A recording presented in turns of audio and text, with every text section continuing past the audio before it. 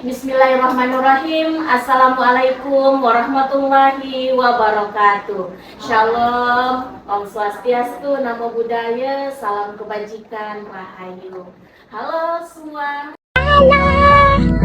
Sahabat Puskesmas Hulu menyapa, tentunya pada siang hari ini kita diberikan kesempatan untuk hadir bersama pada podcast kali ini.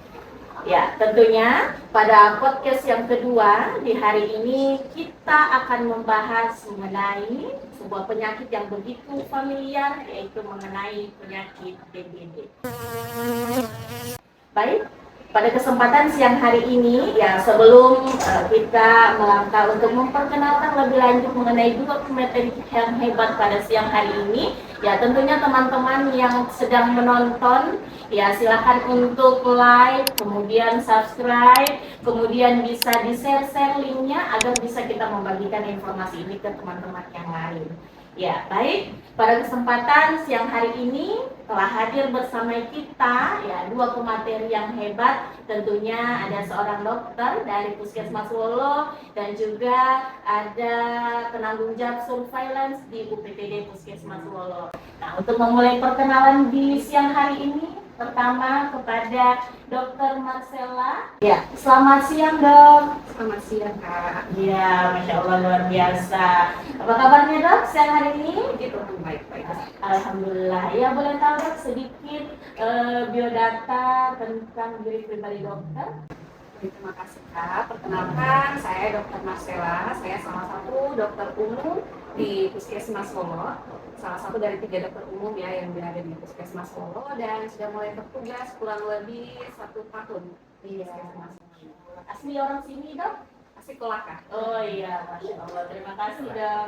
Ya, kemudian selanjutnya selamat siang kepada Bapak Agustin SKM. Ya, ya. Bagaimana kabarnya Pak siang hari ini? Alhamdulillah baik. Alhamdulillah ya luar biasa. Bisa sedikit juga Pak berbagi biodata dan juga tentang pengalaman menduduki posisi sebagai penanggung jawab surveillance di UPTD Puskesmas Wolo ini Pak? Ya.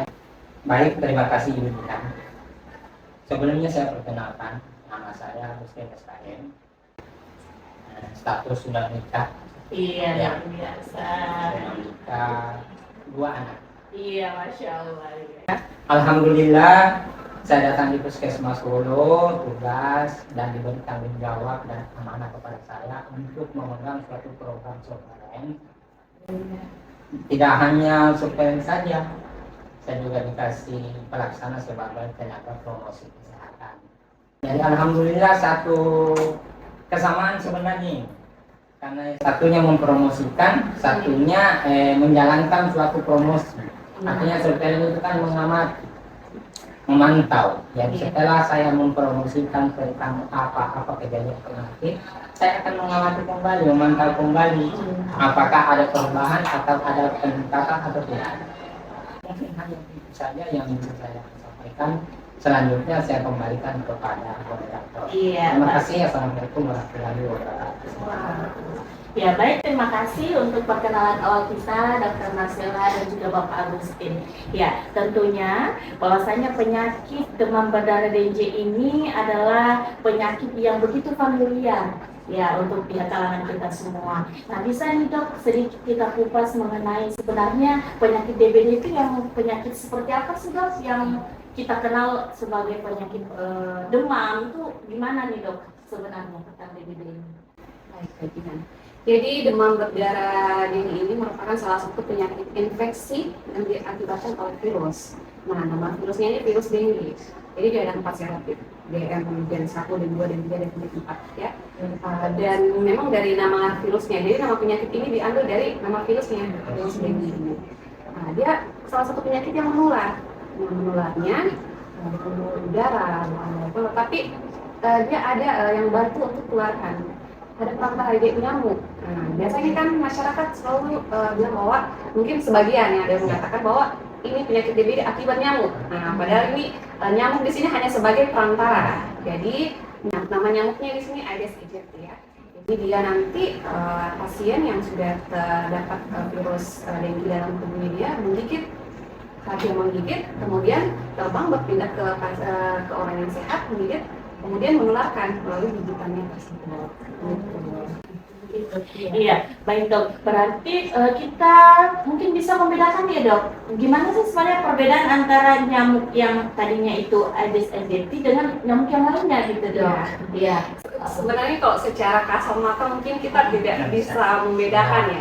Yang secara teori ciri-cirinya kalau nyamuk Aedes aegypti dia itu lebih kecil dan berwarna hitam dari nyamuk biasa. Kemudian ada ciri khasnya, ada garis-garis vertikal di punggung atau dan di kakinya. Tapi yang ingin saya sampaikan kepada masyarakat bahwa jangan terpaku untuk melihat oh ini tidak ada nyamuk ini, dan jangan terpaku untuk melihat oh ini jenis nyamuk DBD ini, bukan. Anggap semua nyamuk yang ada di dalam rumah kita itu nyamuk yang beresiko menularkan DBD. Jadi kita ada kewaspadaan untuk tidak terkena atau untuk terhindar dari gigitan nyamuk. Gitu. Oh iya, baik dok. Ya tentunya berarti kita bisa melihat ya dok, atau kita juga bisa memilah antara gejala apa saja yang kira-kira kita bisa mendeteksi bahwa ini adalah penyakit DBD gitu dok. Iya baik, kalau dari untuk gejalanya itu ada demam sampai 1 sampai 7 hari ya. Khas demam dari demam berdarah itu khas dia ya. Demamnya meningkat tiba-tiba di hari pertama sampai hari ketiga. Jadi mungkin kemudian nanti hari keempat, hari kelima, 6 sudah mulai turun, kemudian ke 6 ke 7 nanti dia mulai naik lagi. Biasa mungkin di sini orang banyak yang terlena di hari keempat, hari kelima tiba-tiba demamnya turun, jadi dianggap sembuh. Padahal itu kita sebenarnya was-was juga. Di situ perlu pemantauan ketat karena di situ ada fase kritis, ya. Kemudian gejala demam khasnya juga ini ya, demam 1-2 hari, demamnya yang mendadak. Dia tidak kayak ini hangat-hangat nih badannya, tiba-tiba tinggi, tidak. Mungkin misalnya pada anak-anak dia aktivitas main kok di sekolah, tiba-tiba pulang tinggi demamnya. Kalau ada pengukur suhu mungkin tiba-tiba diukur suhunya 40 derajat atau tiba-tiba 39 derajat. Jadi itu kita harus waspada. Jika sudah ada gejala seperti itu, kita harus waspada dan mencurigai ke arah penyakit demam berdarah tersebut. Kemudian gejala lainnya ada sakit nyeri sendi, ada sakit sampai bola mata, sakit mata, kemudian ada sampai mimisan atau gusi berdarah, ya kan? Mungkin bisa mual muntah. Nah, sebenarnya kalau DBD ini, demam berdarah denggi, dikatakan demam berdarah denggi saat sudah muncul tanda-tanda perdarahan, ya, atau kebocoran plasma. Kalau untuk gejala ringan seperti demam atau nyeri-nyeri tulang, atau nyeri di bagian sampai nyeri kepala, sampai nyeri di belakang bola mata, sampai sakit kepala atau yang lainnya, itu masih kita anggap ringan. Jadi dibilangnya demam denggi.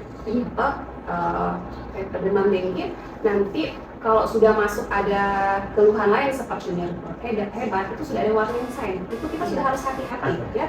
Sudah ada warning sign seperti nyeri hebat, muntah-muntah, ada mimisan, kemudian ada perdarahan gusi. Itu kita harus hati. Atau mungkin BAB-nya kalau dia lagi BAB tiba-tiba warna hitam, ya itu harus hati-hati, ya. Jangan disimpan-simpan lagi di rumah, harus segera dibawa, ya, agar cepat ditangani. Nah, kalau misalnya kita diamkan atau kita tidak warning, tidak aware sama tanda gejala yang ditunjukkan, warning sign-nya, ya, tanda bahayanya, itu bisa membawa pasien jatuh ke dalam keadaan shock. Orang yang kita bilang itu shock syndrome. Itu kalau sudah sampai itu, ya, harus butuh ekstra perawatan atau bahkan harus perawatan intensif di rumah sakit, biasanya seperti itu, ya. Jadi jangan tunggu nanti ada tanda-tanda gejala bahaya baru dibawa ke fasilitas kesehatan, ya. Iya, baik dok. Ya, berarti penyakit DBD ini dok, memang kita harus was-was dari awal. Kita harus cegah memang dari awal untuk dibawa memang ke fasilitas pelayanan kesehatan terdekat di awal. Kira-kira itu dok, mungkin ini ada yang ingin bertanya, kalau misalnya orang yang dalam kondisi demam, apakah pada hari pertama, kedua, atau kapan seharusnya kita harus segera membawa itu dok? Lebih cepat lebih baik, ya. Jangan ditunda-tunda. Mungkin biasanya saya kasih obat dulu di rumah deh, atau turun nah, boleh dikasih, tapi lihat kalau mungkin dikasih obat dia turun pada saat pada saat dikasih obat saja kan. Mungkin dia tuh pada saat Hanya dikasih reaksi obat, obat saja. iya nanti setelah Iya. berapa jam tinggi lagi demamnya. Terima kasih. Kemudian nanti kalau sudah ada gejala seperti itu, gejala kan 1, 2, 5 hari boleh dibawa ke fasilitas kesehatan. Misalnya jangan lupa di rumah juga tetap banyak minum ya, supaya tidak dehidrasi. Saat dibawa ke puskesmas misalnya bertemu dengan kita, nanti kita sebagai dokter akan menilai nih, oh ini dari gejalanya, dari pemeriksaan fisiknya, bahkan kita akan ada pemeriksaan lanjutan seperti pemeriksaan darah. Nah, pemeriksaan darah kita di puskesmas ini punya ya, pemeriksaan antigen dan antibodi, MS1 dan IgM, dan ini sangat penting untuk mendeteksi awal apakah virusnya itu ada di dalam tubuh kita itu. Ini karena sudah bagus ini di puskesmas sudah tersedia pemeriksaan tersebut. Jadi mau demam di awal-awal pun bisa dibawa dan bisa kita periksa. Karena memang pemeriksaannya ini dilakukan di demam-demam awal ataupun kalau memang sudah lewat atau sudah berapa hari bisa kita pakai ini. Nah, langsung terdeteksi dok? Terdeteksi. Iya. Oh iya, baik dok. Iya, berarti pemeriksaannya ini alhamdulillah memang di Puskesmas Solo kita sudah disediakan ya dok ya. Iya, untuk pemeriksaan ini gratis tidak dok? Atau Gratis. bagaimana prosedurnya? Gratis, Iya. gratis. Selama ada BPS gratis. Iya, semuanya luar gratis. biasa. Meskipun Iya. mungkin tidak ada BPS atau bayar, nanti akan dibantu oleh manajemen atau bagaimana. Dia pemeriksaannya akan gratis. Iya, baik. Terima kasih. Berarti ini sudah bisa memberikan informasi kepada kita semua untuk tidak takut ya dok, memeriksakan diri lebih awal ketika sudah terdapat tanda dan juga gejala-gejala mengenai DBD itu mengenai kita atau anak kita ataupun keluarga terdekat kita dok. Iya, baik. Kemudian selanjutnya dok, pengobatan apa saja kah yang sebenarnya kita bisa berikan kepada penderita DBD ini dok? Apakah ada obat khususnya atau gimana dok? Iya, sayangnya biar sampai sekarang belum ada penelitian atau belum ada didapatkan obat khusus untuk mematikan virus ini. Tapi karena kita tahu bagaimana mekanisme virus ini menyerang, apa yang dia serang kan, kita tahu sendiri kan virus ini juga menyerang bagian dari komponen darah kita. Ya, salah satunya mungkin masyarakat itu tidak asing lagi dengan trombosit. Nah itu kan dia salah satu komponen darah kita yang menjaga agar tidak kemana-mana cairannya, ya. Maksudnya ke cairan tubuh kita supaya tidak ada terjadi kebocoran plasma. Nah kalau ini sudah diserang ya pasti bisa mengakibatkan akibat yang fatal. Makanya kita jaga dengan tidak dehidrasi.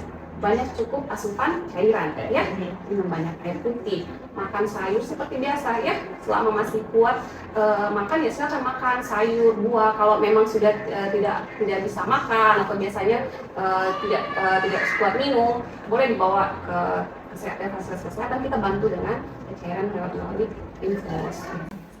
Kemudian kita obati pencegahan, kita obati sesuai keluhannya, misalnya demam, kita beri antipiretik atau anti demam. Kalau ada keluhan muntah-muntah, kita beri obat seperti itu. Iya, baik dok, terima kasih. Ya tentunya ini akan ada langkah-langkah pencegahannya dok ya. Ringkas mungkin sebelum kita memasuki dari bidang surveillance, gimana nih sebenarnya pencegahan awal yang bisa kita lakukan menghadapi supaya kita tidak terjangkit atau terkena daripada penyakit DBD ini. Kalau untuk pencegahannya ya intinya ya nanti mungkin akan diuraikan lebih detail lagi ya. Yang sering kita kampanyekan tuh 3M, bahkan sekarang sudah 3M plus, banyak plus-plusnya ya. Jadi pencegahan yang intinya adalah menghindari gigitan nyamuk itu sendiri ya. Nanti dikasih tahu bagaimana cara di rumah kita, apa yang harus kita lakukan, nanti akan lebih detail lagi. Menghindari gigitan nyamuk tersebut. Kemudian menjaga tubuh kita agar imun kita tetap kuat dengan tetap mengkonsumsi banyak sayur, banyak buah, banyak konsumsi air ya, supaya tubuh kita tidak drop saat melawan. Kalau ada virus masuk di tubuh kita bisa melawan kan, karena imun kita kuat. Jadi perbanyak tetap makan pola makan sehat dan olahraga seperti biasanya ya. Seperti itu untuk pencegahannya. Iya, luar biasa sekali dok. Terima kasih atas materinya. Ya, mengirim dari materi itu tentunya ada langkah dari bidang surveillance kecamatan ya, khususnya di Puskesmas Wolo ini. Ya, yang tentunya yang menguasai Pak ya, satu kecamatan Wolo ini luar biasa. Ya, tentunya apa saja sih yang dilakukan untuk awalnya tadi sudah pernah disinggung sama Dokter Marcella tentang langkah 3M plus ini Pak. Mungkin bisa dijabarkan ke kita semua. Baik, Ibu Jihan. Kalau mau berbicara tentang pencegahan, artinya ada pepatah mengatakan lebih baik mencegah Iya. daripada mengobati ya. Iya. Karena kalau sudah berbicara mengobati, ujung-ujungnya pasti terbuat biaya. Iya. Ya, dok, ya? Iya. Pasti biaya. Iya. Kalau yang sakit mungkin ditanggung BPJS. Yang menjaga orang sakit itu yang perlu biaya. Ya, alangkah lebih baiknya kalau kita punya motor orang surveillance itu mencegah daripada mengobati, lebih baik mencegah daripada mengobati. Yang pertama adalah kalau berbicara tentang pencegahan DBD, kayaknya nggak asing lagi itu tiga plus begitu dong. Ya, 3M plus, ada lagi plus-plusnya dong. Yang pertama adalah menguras. Menguras adalah menguras dalam hal ini, menguras bukan yang dikuras ban, bukan yang dikuras ya dok ya. Nah, berarti kalau kita mau berbicara menguras, dalam kata menguras adalah dalam rumah adalah bak mandi atau tempayan-tempayan lain yang sifatnya berisi dengan air. Nah, jadi minimal kalau kita mau melakukan pencegahan, menguras bak mandi itu minimal seminggu sekali dok. Minimal seminggu sekali. Tapi kayaknya kalau di Kecamatan Wolo ini, karena di sininya tidak ada kekurangan air, kalau perlu tiap hari bisa. Ya dok. Apalagi sekarang musim hujan begini, kadang kabur dok. Jadi ketika disimbaknya kabur ya, kuras lagi dok. Ya, jadi itu menguras minimal seminggu sekali. Yang kedua adalah menutup. Menutup kadang ibu-ibu ini yang harus memperhatikan sebenarnya. Menutup tempat-tempat penampungan air. Nah, jadi ada kan biasa tempat-tempat untuk yang masak. Ya, kalau bisa ya ditutup rapat karena kalau terbuka di situ bisa dia bertelur itu nyamuk DBD itu. Untuk terakhir adalah yaitu mengubur atau mendaur ulang. Mengubur di sini ini yang jadi persoalan sekarang dok. Kayak yang saya temukan di lapangan termasuk ban-ban bekas yang banyak begitu. Kadang dibiarkan saja di mana-mana. Padahal kalau kita mau pikir kalau memang itu barang sudah tidak akan dipergunakan, lebih baik diamankan saja. Karena memang ini ban-ban bekas akan mendapatkan sumber perkembangbiakan nyamuk. Kalau dari segi pemantauan kami kan hampir rata-rata kalau masyarakat jarang menggunakan ban, jarang menggunakan ban. Hampir, tapi kenyataannya di pekarangan rumah warga, hampir semua punya rumah mau ada ban di situ. Pertama ada ban motor, mungkin dia harus ganti ban motornya, bawa pulang di rumah, simpan di tempat tidak aman, bisa kena air hujan masuk di situ.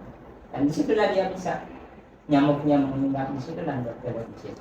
Kalau yang plus-plusnya ya itu tadi pakai kelambu. Hanya nggak tahu sekarang masyarakat masih menggunakan kelambu atau tidak.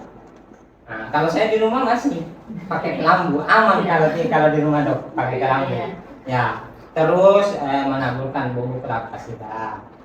Yang ketiga melakukan survei genetik rutin. Yang keempat ya menanam bunga-bunga ini juga jangan lagi hanya bunga-bunga yang mahal-mahal itu, tapi manfaatnya tidak ada. Padahal ada sebenarnya tanaman bunga yang bisa mengusir nyamuk DBD itu dok. Nah, kayak serai, tanam saja di depan rumah. Ya, banyak kan? Bisa untuk dipakai masak, bisa juga untuk mengusir nyamuk. Termasuk ada itu dok, kayak lidah buaya ya. Lidah buaya. Itu yang plus-plusnya. Tapi sebenarnya tidak lepas dari itu bagaimana peran masyarakat. Sebenarnya di sini peran masyarakat sebenarnya yang paling gerakan masyarakat Individu kayak individu. Artinya begini, sekarang masyarakat kan agak sibuk. Iya. Sibuk untuk meluangkan waktunya melakukan semacam yang dulu biasa kita kenal gotong royong dok. Seandainya masih diberlakukan gotong royong, kayaknya bagus sekali itu dok. Dalam seminggu sekali gotong royong. Nah, tapi tergantung lagi kesadarannya masyarakat sekarang mau nggak menggunakan meluangkan waktunya untuk minimal dulu membersihkan di halaman pekarangan ini. Terutama itu ada kayak botol-botol plastik. Ya, kalau sudah tidak difungsikan lebih baik ambil baru bakar. Atau kaleng-kaleng susu atau yang semacamnya. Biasa juga itu dok ada di belakang rumah yang kayak pelepah-pelepah isi. Iya. Ya di situ juga senang itu nyamuk di situ.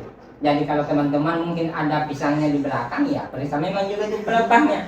Jangan sampai ada sumber air, karena memang itu kan pelepah pisang biasa menampung air.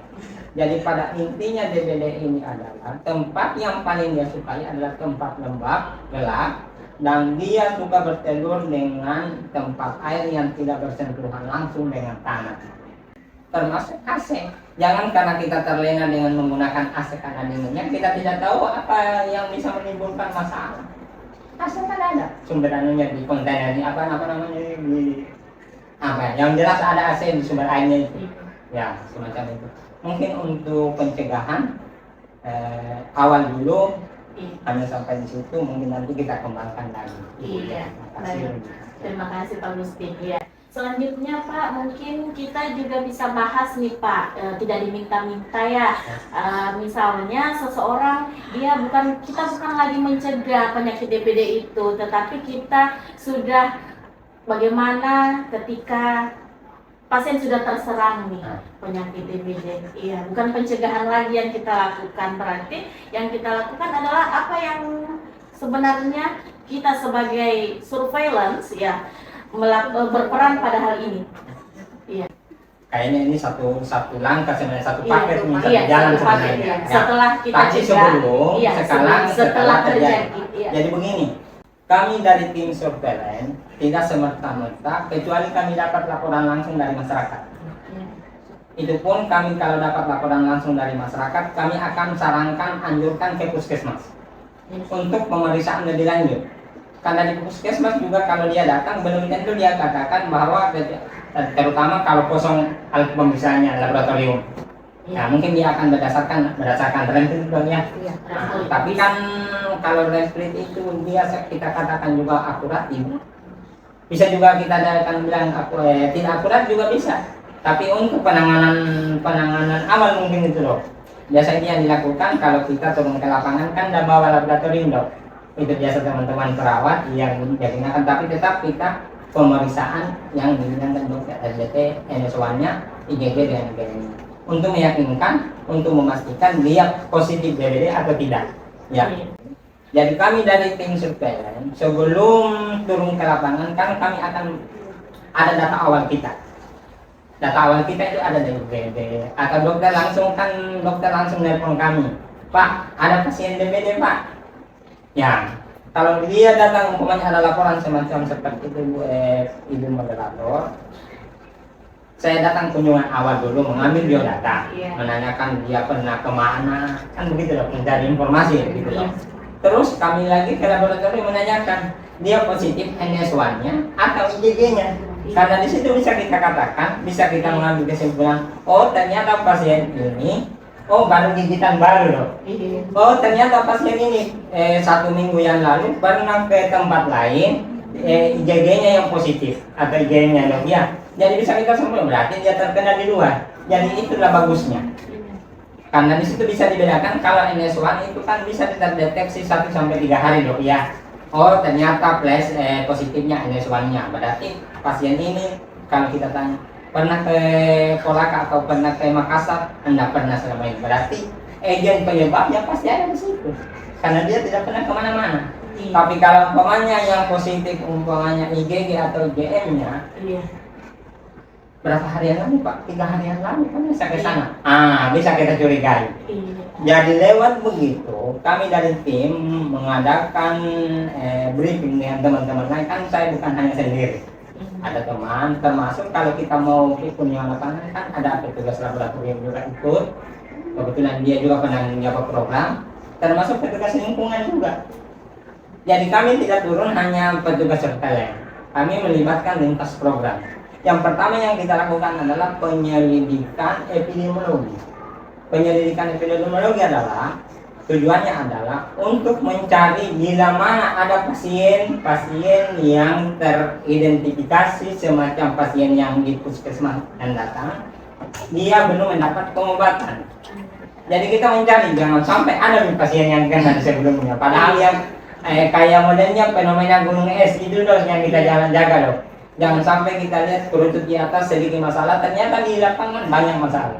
Jadi kita penyelidikan yang perlu adalah kunjungan rumah, sifatnya kunjungan rumah, mencari bila mana ada pasien yang menderita mirip dengan itu, dan kita anjurkan untuk mendapatkan kunjungan ke puskesmas supaya mendapatkan pelayanan yang lebih intensif gitu. Ya. Terus kita juga mencari subdetektor. Kita melihat jangan sampai ada agent penyebabnya di situ. Jadi PE itu tujuannya adalah bagaimana kita mendeteksi orang bila ada yang sakit dengan mencari apakah ada penyebab agennya di situ. Itu PE namanya itu, penyelidikan neurologi. Langkah selanjutnya adalah kita sarankan untuk PSN dok, pemberantasan sarang nyamuk. Jadi kalau pemberantasan sarang nyamuk ini kan tidak mungkin petugas kesehatan yang mau pergi bakar-bakar ini kan dok. Otomatis kita berkolaborasi, kita bekerja sama dengan pemerintah. Karena kita kan ini ibaratnya teknis. Yang punya masyarakat kan pemerintah. Jadi umpamanya ketika ada identifikasi di desa A, kita lakukan semua pemerintahnya untuk melakukan minimal kita kerja bersama. Pada saat itu PSN supaya kalau memang ada PSN di situ terus kita lakukan PSN dan selanjutnya sekaligus jalan juga pengendalian vektor. Pengendalian vektor lah ini yang dikatakan sekarang katanya fogging atau pengasapan. Pengendalian vektor artinya di samping ada yang membersihkan gentiknya, umpamanya kalau ada ban di situ ditutup atau dikuras, setelah nyamuk dewasanya ya itu yang akan membunuh pada saat kita melakukan fogging itu untuk pengendalian vektornya. Setelah itu kita pelaporan cepat. Jadi kita di surveillance dok Ibu Jihan ada namanya pelaporan cepat, itu sifatnya yang SKDR W2, laporan mingguan. Jadi bila ada kasus yang terjadi di puskesmas Polo dalam 1 minggu itu pasti akan terdeteksi sama kami. Kami akan dapatkan kecuali programmernya tidak melaporkan kepada kami, dan ini wajib kami laporkan di dinas kesehatan. Ya. Setelah itu adalah pelaporan cepat adalah namanya PWS, pemantauan wilayah setempat. Jadi PWS sebenarnya ini bukan saja yang melakukan PWS, adalah petugas surveillance. Sekarang di desa kan ada namanya petugas bidan, ada perawat. Perawat itu juga harus tahu bagaimana itu yang mana dikatakan itu PWS. Jadi umpamanya taruhlah di desa A PWS-nya kita memantau dan tempat. Di desa A ternyata di dusun 1 ini sering terjadi di situ kejadian di situ. Kenapa bisa dia terjadi? Begitu. Bagaimana dia bisa terjadi? Nah, ya begitu itulah gunanya PWS. Jadi kita memetakan wilayah. Di wilayah ini sering. Langkah yang harus saya lakukan adalah ini. Itu gunanya PWS. Kalau ibu hamil mungkin PWS-nya ya di desa A di dusun 1 ada 2 ibu hamil. Ini, tapi kalau ini ya di desa A sering terjadi sih. Gunanya PWS adalah untuk mengidentifikasi, untuk memantau supaya jangan kalau memang sering terjadi DBD di situ, supaya jangan menyeberang ke sebelah. Begitu. Pemantauan supaya juga gampang kita telusuri ke lapangan. Kalau kita turun, jangan sampai dari sini kita langsung turun, kita tidak tahu di mana sasaran kita. Inilah gunanya PWS. Setelah itu adalah penyuluhan masyarakat. Penyuluhan inilah yang tadi saya bilang tadi dok. Saya ini komplit surveillance sekaligus promosi kesehatan. Jadi saya sudah akan sampaikan tentang bagaimana masalah tentang DBD, bagaimana ketika kita kena, bagaimana pencegahannya, bagaimana pengendaliannya. Inilah yang akan memberikan edukasi kepada masyarakat. Nah, untuk memberikan edukasi agar dia paham. Ternyata DBD itu sangat-sangat berbahaya. Karena biasa mungkin agama masyarakat menganggap penyakit biasa ini. Kan biasa begitu dok ya. Ada umpamanya dokter sudah menganjurkan dirujuk keluarganya, dia bilang jangan dirujuk, padahal sudah berbahaya. Mungkin untuk sementara itu Ibu ya. Ya, terima kasih Pak Ya, Gusti, sama-sama. luar biasa sekali ternyata begitu besar peran dari surveillance untuk khusus di Puskesmas Polo ini, mulai dari pencegahan sampai penanganan ya, langsung, dan tentunya surveillance ini kita memiliki suatu kesatuan dengan lingkup Puskesmas, terutama dokter yang akan nantinya bekerja sama dan memberikan berbagai macam pengobatan Iya. untuk pengendalian DBD ini jika itu terjangkit. Ya. Ya, tentunya pada kesempatan siang hari ini, ya Dokter Marcella dan juga Pak Gustin ada beberapa pertanyaan nih. Mungkin yang mungkin muncul. Bu Jihan, mungkin ada sebelum ini ada Iya. yang saya mau sampaikan. Iya, Ya. siap. Jadi supaya pada Iya, yang nonton, iya. ya sekarang kan ini sifatnya kita bukan sekedar hanya ini bagaimana mengaplikasikan supaya pertemuan kita ini sangat bermanfaat. Iya. Jadi teman-teman semua yang kami bisa sampaikan adalah saya punya data. Kalau Iya. surveilen itu bukan orang surveilen kalau dia tidak punya data. Iya. Ya dok ya. Iya, siap. Nah, jadi data saya sebenarnya saya ingin sampaikan dari 2024 bahkan 2023, 2026, tapi saya mengambil 2025 saja. Iya.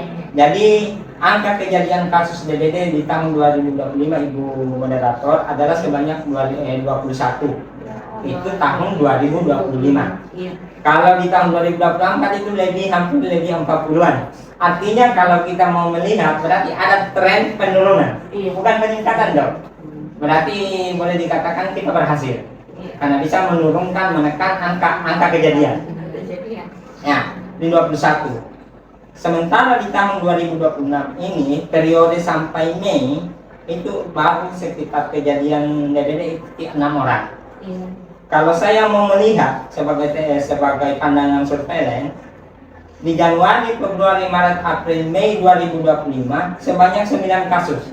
Di sini lagi di 2026 berarti 6, berarti penurunan dong. Penurunan. Mudah-mudahan inilah yang saya mau pertahankan, bagaimana menggerakkan kepada masyarakat sama pemerintah supaya betul-betul ini penanganan DBD sangat serius. Sangat serius. Karena kalau bukan kalau hanya kita petugas kesehatan yang memikirkan, tidak bisa kita berbuat apa-apa tanpa ada bantuan dari stakeholder yang lain. Ya, jadi itu data. Data sampai di bulan 5 ini adalah 6. Itu pun 6 ada berapa bukan wilayah asli di sini, orang asli di sini.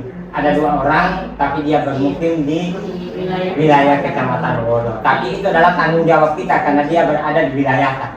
Ya, oke. Mungkin hanya itu Bu Jihan terkait data angka kejadian penyakit DBD di Puskesmas Wolo. Makasih banyak. Iya, baik. Terima kasih luar biasa sekali Pak Gustin. Ya, tentunya kehadiran podcast Puskesmas Wolo Menyapa pada hari ini, yang di podcast yang kedua kita mengusung tema mengenai DBD, juga berkaitan bagaimana supaya kita bisa kembali lebih menurunkan daripada angka ya kejadian DBD itu. Ya, tentunya kita bisa melihat lagi kembali ada beberapa pertanyaan yang muncul dari kolom live kita. Ya, yang pertama dari Bapak Diman Haslim. Ya, ada yang bertanya ini dok, ya, bagaimana sebenarnya perbedaan antara nyamuk malaria dan nyamuk Aedes aegypti itu sendiri? Ya, silakan dok. Baik, terima kasih untuk Diman Haslim ya atas pertanyaannya. Seperti yang saya katakan tadi, memang kalau kita mau lihat secara ini agak sulit ya, secara keseluruhan agak sulit. Kalau hasilnya yang malaria itu dia lebih menukik, gitu ya, kan badannya dia itu lebih menukik. Biasa yang khas perbedaannya itu kalau malaria itu lebih aktif di malam hari. Sementara kalau ya ini lupa saya tambahkan bahwa nyamuk Aedes aegypti itu lebih aktif di siang hari. Bukan berarti di malam hari tidak akan ini ya, tapi lebih aktif.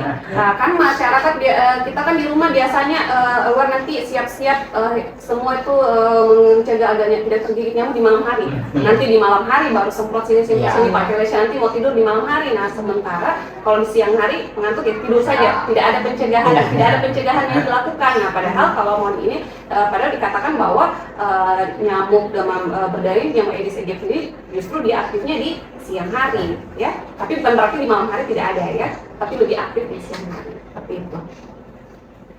Iya, baik, terima kasih dok. Nah, kemudian yang selanjutnya nih dok, ada yang bertanya dari Adnan Saputra. Ya, apakah seseorang yang terkena DBD ya, apa memang yang sudah pernah terkena, dia bisa terkena lagi nih dok penyakit DBD? Iya, terima kasih untuk Adnan Saputra untuk pertanyaannya ya. Bisa terkena kembali. Maka kita ada namanya infeksi sekunder. Nah, nanti pemeriksaan seperti yang dikatakan tadi itu nanti ditentukan dari IgG dan IgM nanti pemeriksaan itu. Kalau dia hasilnya nanti menunjukkan bahwa oh ini pasien baru pertama kali terinfeksi. Oh ini pasien sudah pernah terinfeksi. Jadi kalau sudah pernah terinfeksi dan terinfeksi itu kita bilang infeksi sekunder. Begitu ya. Jadi bisa. Terus kemudian ya tidak menutup kemungkinan berarti ya dok yang pernah Ya. terkena kemudian terkena lagi penyakit DBD. Ya selanjutnya dok ada pertanyaan nih dari Ibu Nur Nifda. Ya dari Ibu Nur Nifda dia menanyakan dok apa ada nggak pantangan utama ya atau ada nggak yang tidak diperbolehkan untuk dikonsumsi ketika kita terkena atau terjangkit penyakit DBD ini? terima kasih untuk Nifda ya. Pertanyaan tidak ada pantangan utama selama dia masih bisa minum, kan silakan ya. Jadi harus penuhi supaya dia jangan dehidrasi. Kecuali mungkin dia bareng dengan muntah-muntah ya. Kalau mungkin mau dipaksa makan atau minum susu itu sulit mungkin. Atau mungkin buah ya. Kalau yang harusnya kan biasanya itu kita ini buah jambu ya. Mungkin dipaksa nih harus minum buah jambu atau minuman-minuman kemasan yang sari jambu itu kan. Tapi kalau pasien dengan ada keluhan nyeri hati itu kan makin sakit bisa merangsang lagi asam lambung, jadi makin paling bisa diganti dengan buah-buah lain. Kan tidak harus yang banyak kok buah-buah lain seperti buah semangka juga ya.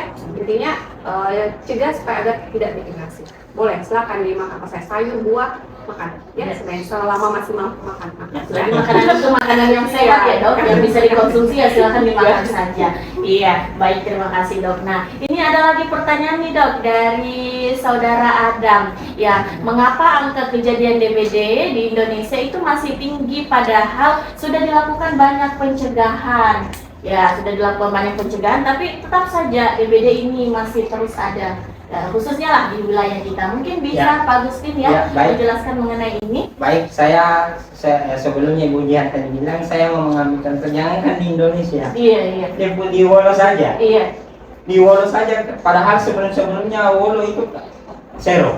Iya, zero. Zero kalau tidak salah Zero pada DBD. saat itu saya datang di Puskesmas Wolo 2017, 2018, 19 itu Iya. kecuali pada saat itu yang ada kasus DBD-nya Muara Lakokau sama Lakokau. Iya. Tapi karena itu kan sudah bergerak, sudah ada pergerakan mobilitas penduduk sudah tinggi di sana. Iya. Sekarang bukan lagi Muara Lakokau, Ulu Lakokau. Iya. Sudah hampir tinggal Ulurina yang belum. Kenapa Ulurina? Karena dia di dataran tinggi Iya. tempatnya. Itu. Jadi peningkatan DBD itu jangankan di Indonesia, di Wolo saja karena kenapa sekarang kita lihat mobilitas penduduk kita. Ya. Sekarang kapal-kapal datang banyak dari luar, kita tidak tahu dari mana dong.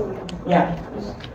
Kita tidak tahu juga ini dari wilayah-wilayah mana orangnya yang datang. Siapa tahu datang dari Morowali, datang di sini ikut di mobilnya. Jadi nggak bisa kita katakan kenapa. Padahal pencegahannya iya betul pencegahan. Pencegahan kan hanya melalui 3M saja. Sementara yang akan bermunculan ini ribuan, bahkan ratusan dok. Jadi itu yang akan muncul. Gitu. Kalau yang kita bunuh dewasanya 1-2, yang akan muncul 2-3 hari ribuan akan muncul. Inilah yang akan menyerang ini. Dan ini akan membawa di mana-mana dia seperti kita sekarang di Kecamatan Wolo kita tahu mobilitas penduduk sangat tinggi di sini. Tapi memang karena meskipun pencegahan yang sudah kita lakukan Meskipun berbagai pencegahan. macam, tapi memang dari diri kita sendiri yang membawa dan memang faktor ini banyak di lingkungan kita. Beda Ya, dengan yang bisa kita- malaria. Kalau Iya. kita Sulawesi Tenggara kan 2000 kalau tidak salah 2016 eliminasi. Iya. Saya tidak tahu lagi kasusnya ini ada atau bagaimana. Nah, itu namanya eliminasi, memang berarti sudah dikatakan aman Iya. untuk penanganan kecuali Ambon, daerah-daerah Papua itu tidak ada eliminasi di sana. Tidak ada. Nah, itu untuk ini. Jadi kalau ada kita dapatkan kasus malaria di suatu wilayah Sulawesi Tenggara mungkin perlu dipertanyakan mungkin dia pernah kemana, ya kan? Nah, beda dengan yang saya bilang tadi itu yang jadi kita di sini tidak tahu. Mungkin ada yang datang parkir mobil di depan Puskesmas Wolo, mobil dari luar, buka pintu keluar. Sudah? Bisa begitu. Baik, Bapak, terima kasih atas jawabannya.